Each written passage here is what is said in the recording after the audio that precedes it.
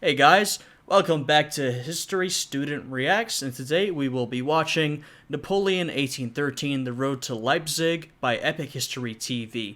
So in the last couple of videos, we saw Napoleon's campaign into Russia. We saw the initial invasion, the conquest of Moscow, and then the disastrous retreat. Basically, the whole campaign has been a disaster. Almost none of it went well, and Napoleon has now retreated, maybe not in disgrace, but with his forces greatly diminished, and him being in a far worse position than he was before. So yeah, we're starting from that point and moving forward. I'm excited to see, how the end of this goes. I mean, I know the history, of course, but I'm excited to see the remaining battles and Napoleon struggling to, keep afloat. So yeah, let's get into this one.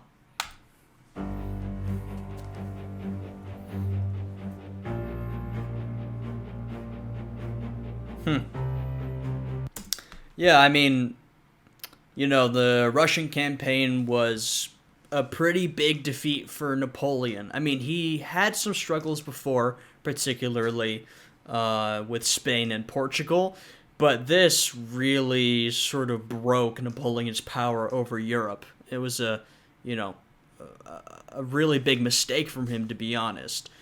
Having gained so much glory, he could bestow peace on Europe. Maybe. That's sort of questionable. I mean, Napoleon's peace was not enjoyed by the other countries of Europe, so something probably would have happened eventually. But, the campaign in Russia definitely diminished Napoleon's position pretty greatly.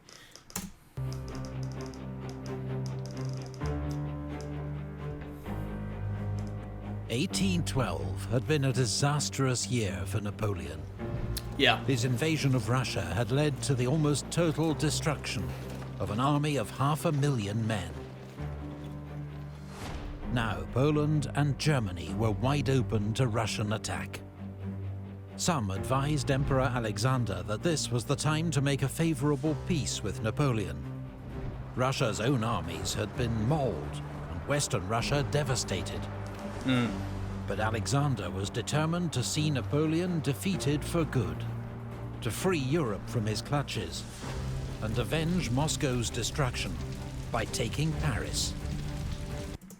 Yeah, I mean, as someone pointed out in the last video, although, Russia undertook these tactics to defeat Napoleon, it was also hurting them as well. I mean, they were burning their own towns, their own resources, Moscow, a lot of it was destroyed. Their own men were suffering in the cold winter.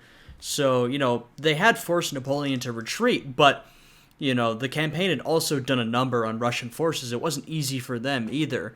So, they definitely could have sort of held back. But, that's Alexander for you. He wants to, prove his worth. He wants to reconquer Europe. He wants to, show that he can't be pushed around.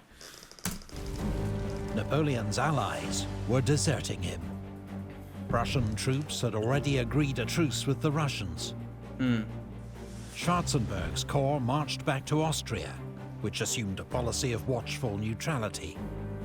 Napoleon had left Marshal Murat in charge of the remnants of the army, but he left for the Kingdom of Naples, hoping to cut a deal with the Allies that would let him keep his throne.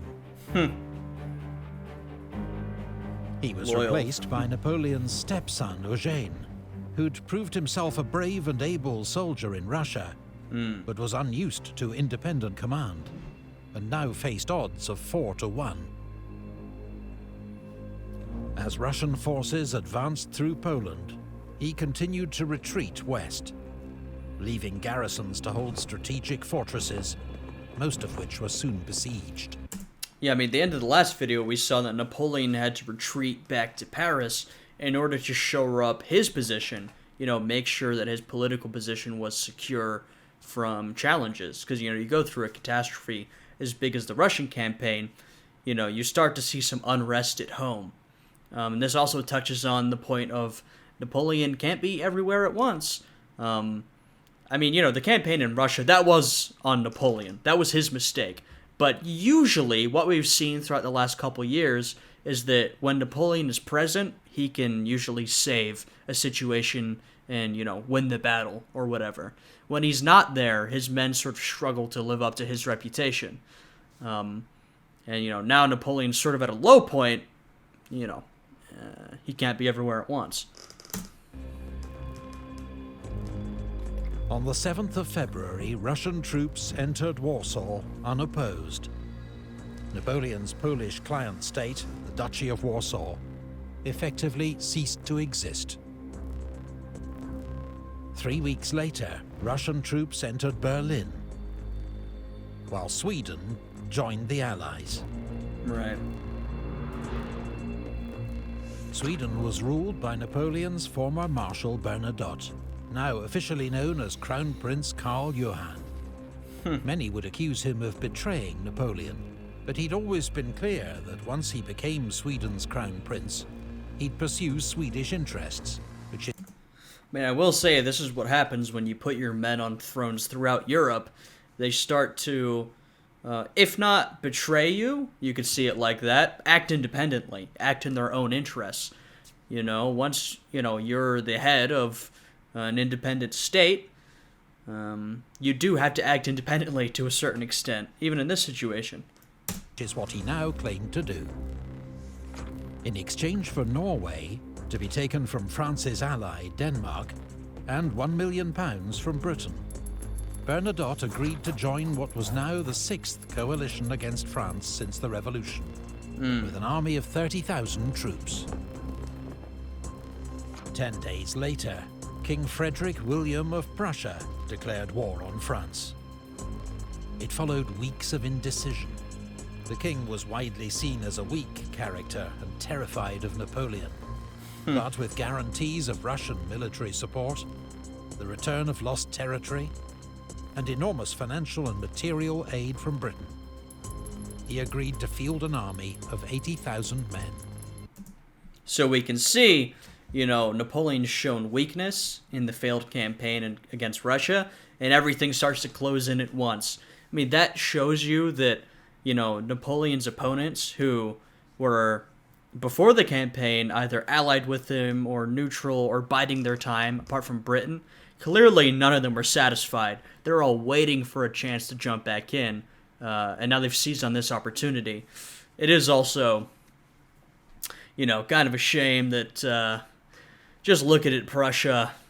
Just imagine if Frederick the Great was there. You know what I'm saying? The leadership is clearly not of the same quality. I know Prussia's growing into sort of a great power during this time period, but, imagine if they'd had someone as ambitious and skilled as Frederick the Great, instead of, Frederick William III, who, seems to have struggled a little bit during this whole thing. On the 17th of March, he issued a proclamation to the people of Prussia and Germany, "An mein Volk," to my people, summoning them to fight for Prussia and Germany's honor, in what would soon be known as the German War of Liberation. The Prussian army had been greatly reformed since its humiliating defeat to Napoleon in 1806. A military commission headed by General von Scharnhorst had sacked nearly 200 old generals and abolished flogging, expanded recruitment, and introduced exams for officers, and overhauled training, tactics, and drill. Okay, this is good. We're seeing the modernization of the army. This is good because I was just talking about sort of the failings in leadership. What we'd seen at the beginning of the Napoleonic Wars was that the Prussian military, who were once a fearsome force, had sort of been allowed to become complacent, rest on their laurels, and so they weren't that threatening anymore because, they were just living on their reputation. But now, we're seeing the army be reforged, which is very good. That brings me to two other points. One is that, it brings me to two other points on the effects of the Napoleonic Wars. One is that this was happening throughout Europe. One of the reasons that the Napoleonic Wars were so influential was because of all the changes they caused. the Napoleonic Wars led to the modernization of militaries across Europe, also led to the modernization of state bureaucracies throughout Europe, as Napoleon sort of brought his modern bureaucracies and liberal ideas to the places he conquered. This would have a massive, massive effect on the entire continent. The second thing, as we can see, is that the Napoleonic Wars did a lot for nationalism. This conflict with France and Napoleon is bringing the German states together and developing. There already was an early German nationalism. It's developing this stronger German nationalism, which will be really important throughout the 19th century. And once again, this is something that's true throughout Europe. A lot of different national movements and identities are developing in response to Napoleon's conquests. In resistance to his conquests. So, these wars were just, the French Revolution and then the Napoleonic Wars, such an influential period. It's honestly crazy how much changed because of it.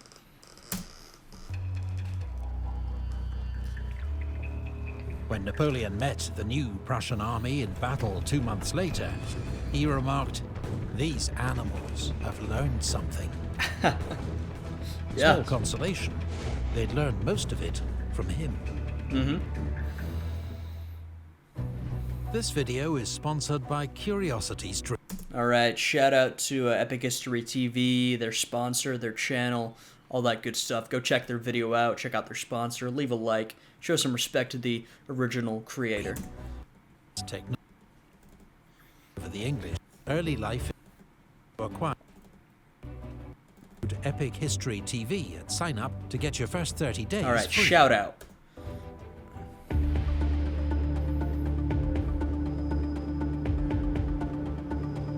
Yep. Yeah, Napoleon has, he's fallen far from where he was. Though he still holds lots of power. As his enemies massed in Germany, Napoleon was in Paris, working tirelessly to build a new army with which to face them. 137,000 new conscripts joined the army, and laws passed to call up 100,000 more, while 40,000 veterans from the army in Spain, 16,000 Marines, and 80,000 men of the National Guard, a home defense force, were transferred to Germany. The new conscripts were nicknamed Marie Louises, after Napoleon's young wife, who'd passed the new conscription laws in his absence. They were young and raw. 2/3 were teenagers, and there was a severe lack of experienced officers and NCOs. So we've talked about this before, but just to hit on, an important point again, we can see the difference between this and the earlier Grande Armée, which was, a lot of Napoleon's earlier victories were defined by this superior discipline, training, and organization of his men. He's lost a lot of that at this point. These guys are raw recruits. Napoleon's lost a lot of his officer corps. A lot of that discipline, training, organization has been lost to the, brutal and severe casualties of war. So, this is another thing which is sort of setting Napoleon apart, where he is now to where he was a couple of years ago. In short, the countless irreplaceable veterans now lying beneath Russian soil. Yeah.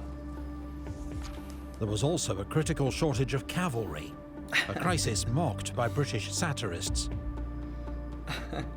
It would take Napoleon longer to replace the many thousands of horses and trained horsemen who'd perished in Russia. When Napoleon left Paris for Germany in mid-April, the French situation was precarious. Eugène had been forced back behind the river Elbe to the fortified city of Magdeburg. Dresden, the capital of Saxony, had fallen to the Prussians.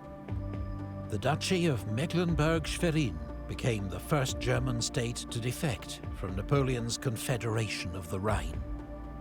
Russian Cossacks raided as far as Hamburg, inspiring local revolts against French occupying forces. Meanwhile, Austria stood on the sidelines, so far declining to back either side. Napoleon's miraculous feat of organization meant he now had more than 200,000 troops in Germany. And the Emperor's personal magnetism was undimmed. The morale of his army was high. The Russians, on the other hand, lost their iconic commander, Field Marshal Kutuzov, to pneumonia on the 28th of April. His role was taken over by General Wittgenstein. Russian troops were exhausted. All right, so, Napoleon's back at it. His forces aren't where they used to be in terms of experience, but like I said, Napoleon's made some mistakes along the way, but he is still the same guy, who won those remarkable victories at the beginning of the Napoleonic Wars. He is a leader. He's a leader of men. He's well respected by his men. And like they said, he has a great personal magnetism. He's an intelligent guy. So, I'm sort of interested to see how this goes, How well can Napoleon try to return to the days of glory?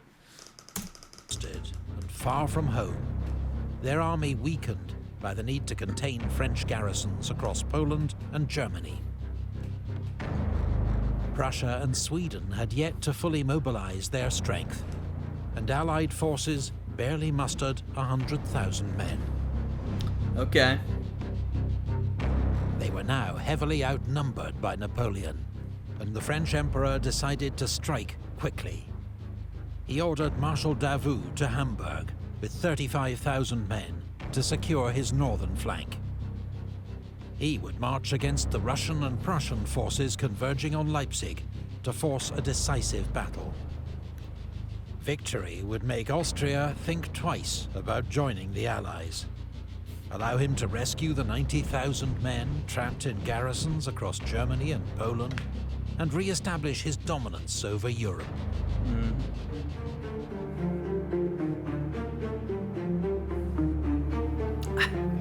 There we go. That's typical Napoleon, taking some risks. As Napoleon advanced on Leipzig, the Allies faced a predicament.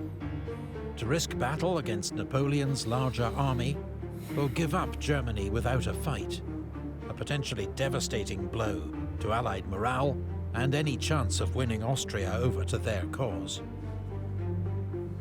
Allied headquarters made the bold decision to attack.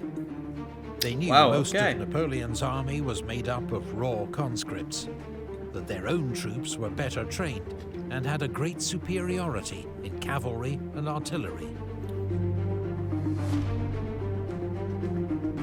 The Allies agreed that as Napoleon crossed the Saale River, they would hit his right flank before he could concentrate the full mass of his forces.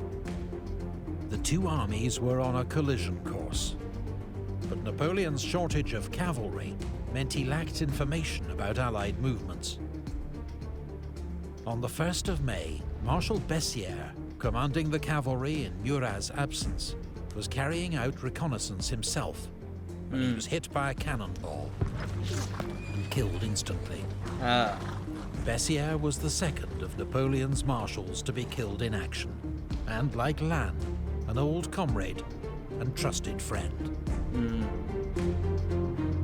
The Allies were able to surprise Napoleon, falling on Marshal Ney's Third Corps near Lutzen. So, Napoleon's sort of been taken by surprise due to the position he's in. Once again, in the past, Napoleon would be the one sort of outmaneuvering his enemies and taking them by surprise. But, now we have to see how he responds to this, particularly with the loss of another marshal. That's got to be that's both a military and a personal blow, I'm sure. Also, it's sort of interesting to see that, once again, we're marching over the German states, as often happens with European wars. They consist of marching back and forth over Germany or the German states and re-destroying the same town several times over. You've got to be probably not happy if you're living there. Well, you've probably fled because, several times now you've had a bunch of foreign armies marching through your home and destroying stuff. The Germans never get it easy when it comes to these sort of conflicts. Ney's troops had to cling on in the face of a Russian and Prussian onslaught, while Napoleon rapidly redirected his other corps to fall on the enemy's flanks. At one stage, Napoleon had to personally help rally routing troops as they broke in the face of determined Prussian assaults. Wow. But on the whole, his young conscripts fought with courage. And despite hours of savage fighting, Wittgenstein could not exploit his early advantage. As French reinforcements arrived, the battle turned against him. Towards dusk, the Allies were forced to break off the engagement, though they'd inflicted around 22,000 casualties, losing just half as many men. General von Scharnhorst, mortally wounded, was among them. Yikes. What I will say is, the casualties have been brutal throughout this conflict, particularly in the later phases. In the last few years of the Napoleonic Wars, the casualty numbers have just been outrageous as the number of men fighting increases and increases, and the fighting becomes more brutal. The number of casualties has gotten totally out of control. It's pretty insane. Crucially, Napoleon's lack of cavalry meant he was unable to pursue the enemy, who retreated in good order. Expecting the Prussians to fall back on Berlin, Napoleon sent Marshal Ney in pursuit, while he continued east. But the Allied army stayed together, withdrawing to a defensive position at Bautzen, deliberately close to the Austrian border, hoping to entice Schwarzenberg to intervene, and daring Napoleon to violate Austrian neutrality. Neither happened. Instead, Napoleon ordered Ney to swing south to fall on the Allies' northern flank, while he launched a frontal assault to pin them in place.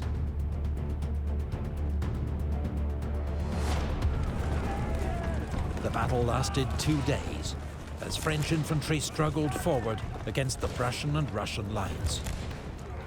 But a misunderstanding over Ney's orders caused a delay that allowed the Allies to narrowly escape Napoleon's trap. Wow. The Allies are performing pretty well here, particularly seeing how vastly outnumbered they are by Napoleon. Usually Napoleon, at least in the past, has been the one winning amazing victories despite being outnumbered or closely matched. But now Napoleon has greatly superior forces, and he has for a while now. He has for a couple years. But the Allies are managing to slip out of his grasp. I imagine partially due to their improved organization and methods of mobilization, which they picked up from Napoleon. Once more, the Allies fought with great determination and inflicted many more losses than they suffered. Jeez. Again, crazy casualties. More casualties during the pursuit, including the next day General Duroc, Grand Marshal of the Palace, responsible for Napoleon's personal arrangements, and his closest surviving friend. Jeez. People important to Napoleon are just dropping like flies at this point. Riding with Napoleon's staff, a freak cannon shot ricocheted off a tree and disemboweled him. Oh. His slow, painful death deeply upset Napoleon. Yeah, that's unfortunate. The Emperor continued his pursuit to Breslau, once again hindered by his lack of experienced cavalry, while Oudinot was sent north to take Berlin, but was held at Luckau by von Bülow's Prussian corps.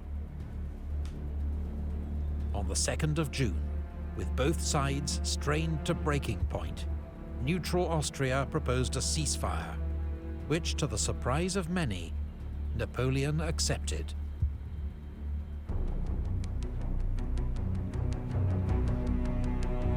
Wow.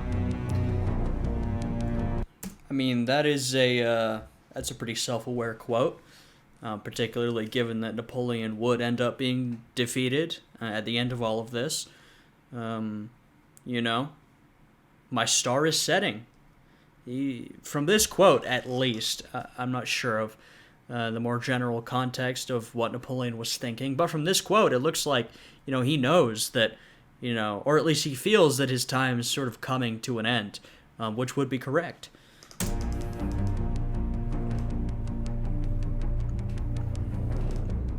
The armistice of Plaswitz would last more than 2 months, a period of intense diplomacy and military mobilization by both sides.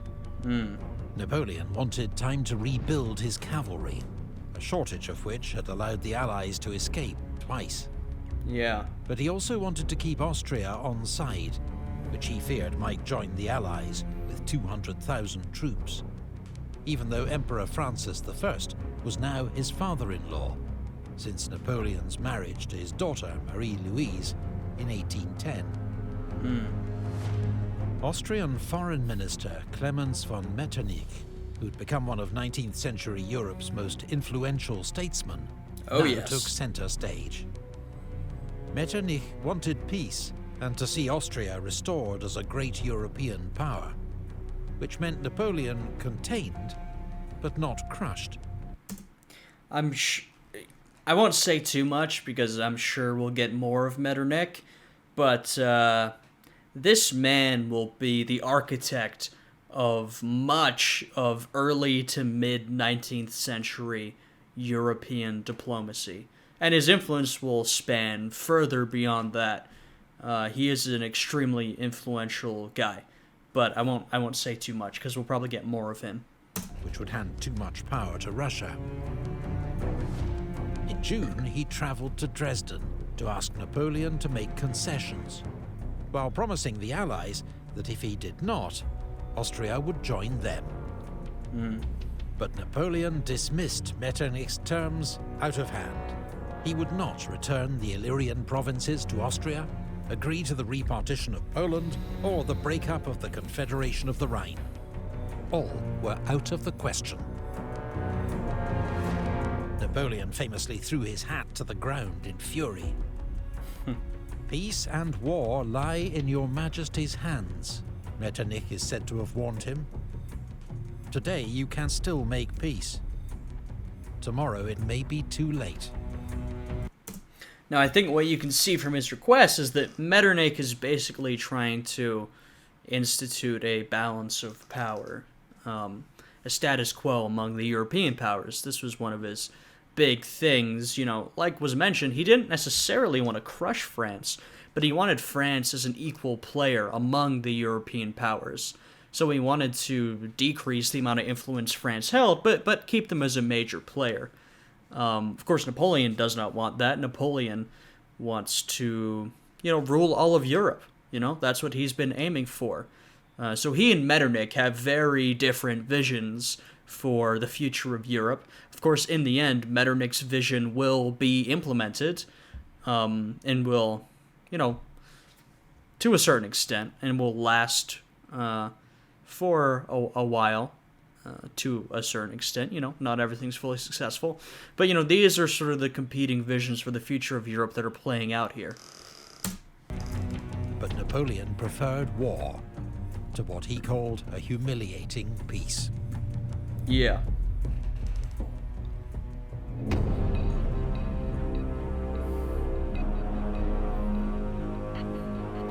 That's pretty smart. That has basically been true for a lot of this conflict. On the 12th of August 1813, Austria joined the Sixth Coalition and declared war on France. Oh, now the whole gang's here. The Allies now had a numerical advantage of 3-2, and a new strategy, the Trachenberg Plan. Recognizing Napoleon's genius, the Allies would avoid battle with the Emperor and instead target his marshals, threaten his flanks, and wear down French forces. Fair, until very it was fair. time to close in for the kill.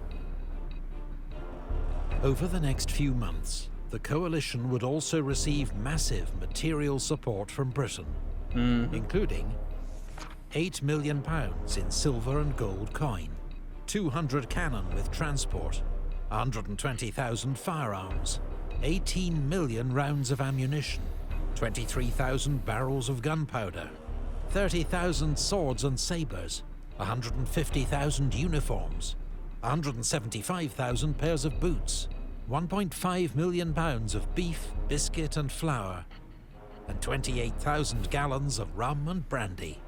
So throughout the war, we've basically seen the positions that Britain and France are playing. France is the dominant land power, conquering Europe with her powerful military, whereas Britain has been master of the seas and also commercial master. This is why Napoleon tries to blockade the European continent from trading with Britain, which doesn't work, because British money is so important. And of course, this makes Britain's whole empire relevant, because Britain is, at this time, becoming very wealthy from her colonial holdings and her industrialization. And that's sort of the role that Britain plays throughout this conflict, is one of financier. Britain funds the other powers in this conflict to fight against Napoleon. So it's sort of interesting to see that role that they've come to play versus France, who are, playing the dominant land power. The total value of British aid to the coalition in 1813 was £11.3 million. Today, worth around $500 million. Very substantial. Napoleon, meanwhile, had turned Dresden into a major supply depot and strengthened his cavalry arm, though it remained a pale shadow of its glorious past. Murat returned to lead it, his secret approach to the Allies having been rebuffed. But when news arrived of King Joseph's disastrous defeat to Wellington's Anglo-Spanish-Portuguese army at the Battle of Vittoria, Napoleon had to send Marshal Soult, one of his best commanders, to salvage the situation. Once again, the situation in Spain is coming back to bite Napoleon. The fighting in Spain, the conflict in Spain was called Napoleon's bleeding ulcer, because it would just be a problem for years and years, and he could never truly get rid of it, and it would keep siphoning off resources and men, which we're seeing right here.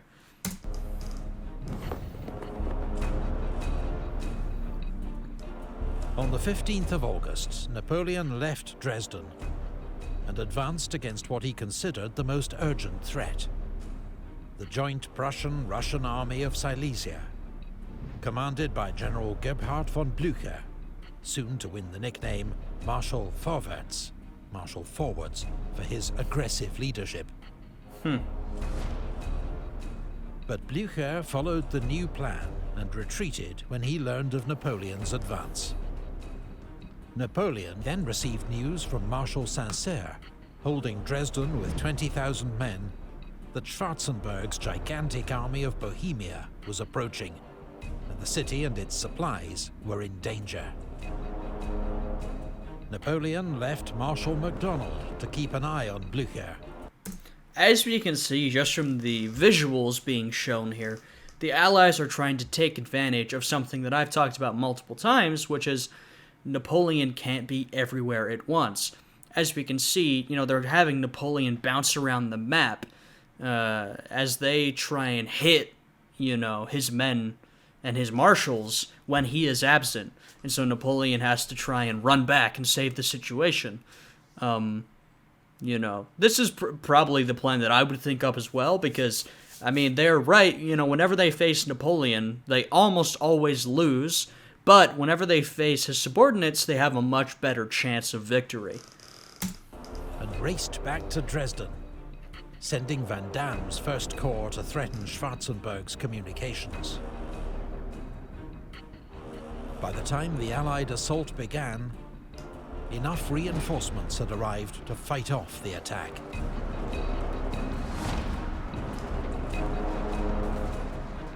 The next day, despite being heavily outnumbered, Napoleon ordered a counterattack. Struggling through mud and heavy rain, Marshal Murat's advance, supported by Victor's Second Corps, broke the Allied left flank and took 13,000 prisoners. Nice. The Allies had suffered a disastrous defeat because they'd ignored their own rule. Don't take on Napoleon in battle. Once again, crazy casualties. But, I mean, yeah, exactly. This is a classic Napoleon, outnumbered, but he'll still charge forward anyway, and he wins. So, seems like the Allies should follow their own advice. If Napoleon's there, don't fight, you know? Retreat to fight another day, because your chance of winning against Napoleon is quite low. Even outnumbered, you know, he's won many times before. He's still very talented. But news soon arrived that turned the situation on its head. Marshal Oudinot had resumed his advance on Berlin with 66,000 men. But in 3 days of heavy combat around Grossbeeren, he was defeated by Bernadotte's Army of the North. Wow. Some of the most savage fighting was between Napoleon's Saxon allies and von Bülow's Prussians, two German states that for now remained on opposing sides. 3 days later, at the Katzbach River, Blücher inflicted a crushing defeat on Marshal MacDonald, driving some French troops into the river itself. Jeez. MacDonald lost 30,000 men, 3 eagles and 100 guns, for Blücher's 22,000 casualties. Brutal. 3 days after Napoleon's victory at Dresden, as Van Damme's corps pursued the Allies, it became trapped in wooded valleys around Kulm and was overrun. General Van Damme himself was dragged from his horse by Cossacks, as he and 10,000 of his men were made prisoner. Napoleon sent Ney to take over from Oudinot, who engaged Bülow's Prussian corps at Dennewitz. I mean, this is very all over the place.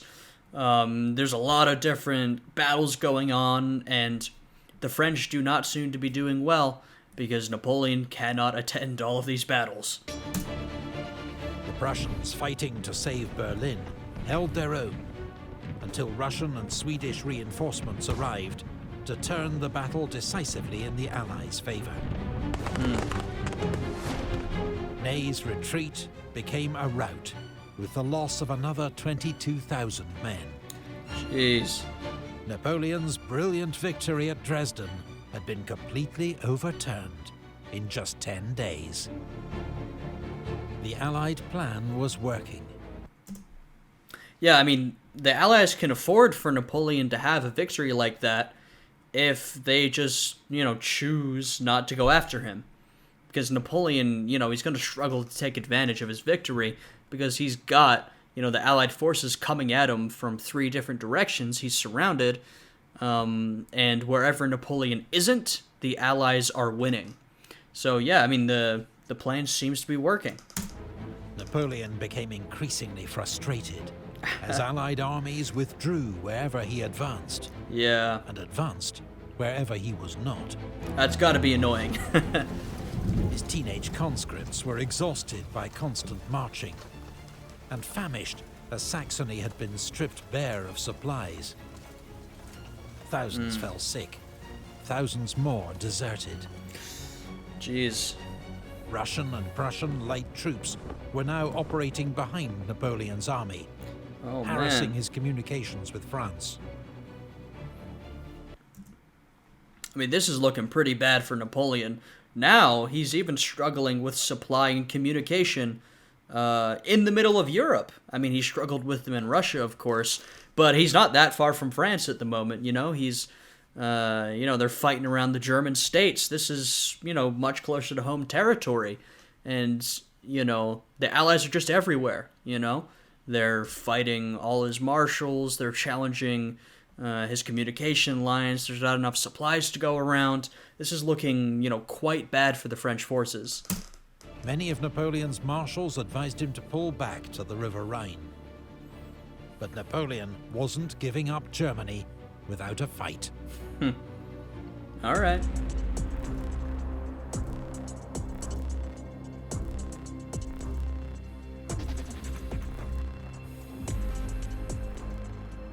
By October 1813, Napoleon faced 250,000 Allied troops in Germany, converging on him from 3 directions. Wow. 900 miles away, Field Marshal Wellington was crossing the Bidassoa River into France. The first enemy army on French soil in nearly 20 years. I was going to say, this has got to be a massive moment. I mean, this is the first time there's been an incursion into France in, like they said, almost 20 years. I mean, that shows you how long France has been successful. In these wars, there's been some ups and downs, but they haven't had an invasion like this in almost 20 years. So, and this also shows really how much the French are struggling at this point. It's not going well for them overall. While the Kingdom of Bavaria, a French ally since the days of Austerlitz, had secretly agreed to switch sides and would declare war on France on the 14th of October. Uh-oh. Napoleon planned to defend the line of the River Elbe. But the arrival of General Bennigsen's reserve Russian army freed up Blücher, who suddenly marched to join forces with Bernadotte and forced his way across the Elbe at Wartenberg. Napoleon went north with 150,000 men, seeking the decisive battle that would change his fortunes. But once more, Blücher narrowly escaped him. Smart. Then came news from Murat, who'd been left with 67,000 men to cover Schwarzenberg. The enemy had bypassed Dresden and was heading for Leipzig.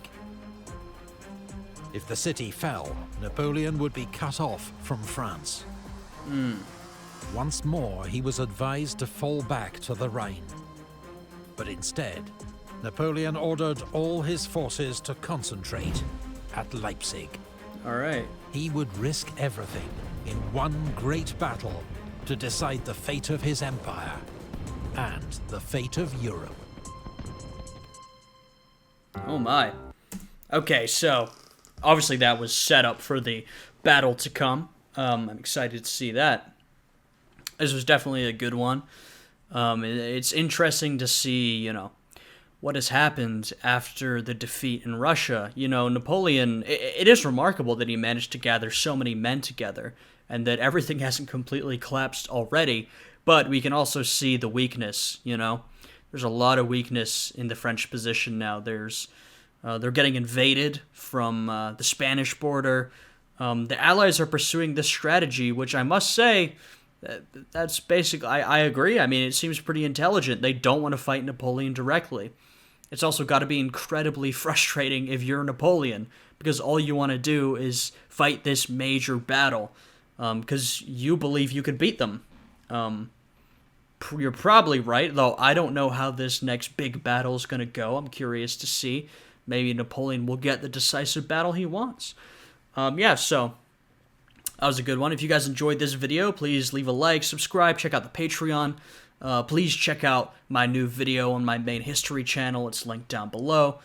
And I will see you guys again next time. I hope you guys are all having a good day, and goodbye.